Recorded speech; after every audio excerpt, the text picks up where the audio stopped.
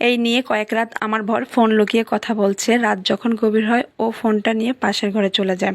আমি সব সময় সব কিছু বুঝতে পারি, কিন্তু সব বোবা কান্না গলা চেপে ধরে, মুখ ফুটে বলতে পারে না কিছু। কাল রাতে যখন হাসির শব্দে ঘুম ভেঙে গেল, একটু অবাক হয়েছিলাম। এত রাতে হাসির শব্দ কোথা থেকে আসছে?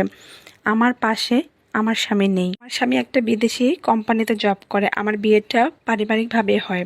বিয়ের 2 ঘন্টা আগে জানতে পেরেছিলাম আমার বিয়ে। আমার বাবা আর 10টা বাবার মতো না। মেয়ের মতামতের কোনো মূল্য বাবার কাছে নেই। আমাদের কলেজের একটা অনুষ্ঠানের প্রধান অতিথি ছিল আমার শ্বশুর। সেখানেই দেখা, তারপর বাড়িতে বিয়ের খবর পাঠানো। আমার দাদা শ্বশুরের নাতব দেখার প্রবল ইচ্ছেটাই এখানে তাড়াতাড়ি করতে বাধ্য করলো। আমার স্বামী এই বিয়েতে আদৌ রাজি ছিল না কিনা আমার জানা নেই। হয়তো সবার চাপে পড়ে রাজি হয়েছিল। 2 ঘন্টা পর আমার জীবন বদলে গেল সাদামাটাভাবে।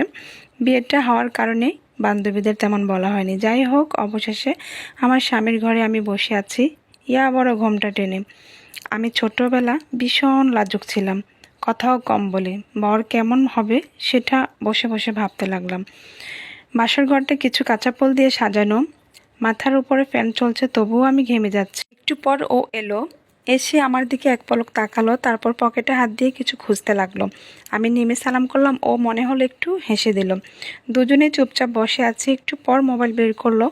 এবার পকেটে হাত দেওয়ার আসল ঘটনা বুঝতে পারলাম। মোবাইল বের করে গেমস খেলছে খুব মন দিয়ে। আমি চুপ করে বসে আছি। কখন ঘুমিয়ে পড়েছি জানি না। ঘুম থেকে উঠেই আমি লাফ দিয়ে উঠে বসলাম।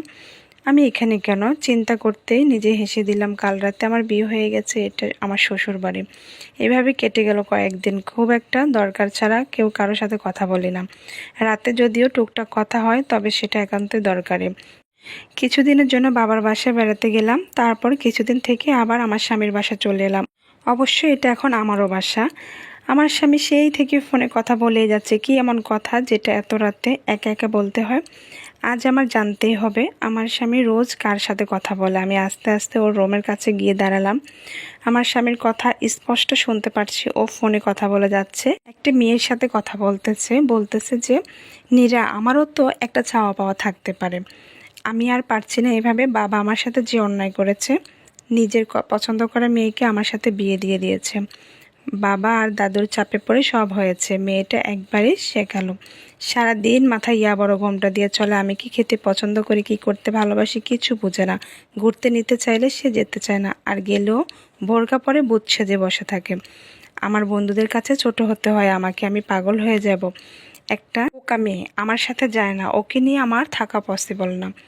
আমি এতটুকুই শুনে ঘরে চলে এলাম। আমার সমস্ত মাথা ঘুরছে। এই কি শুনলাম? আমার স্বামী আমাকে সহ্য করতে পারছে না? আমি বোকা মেয়ে?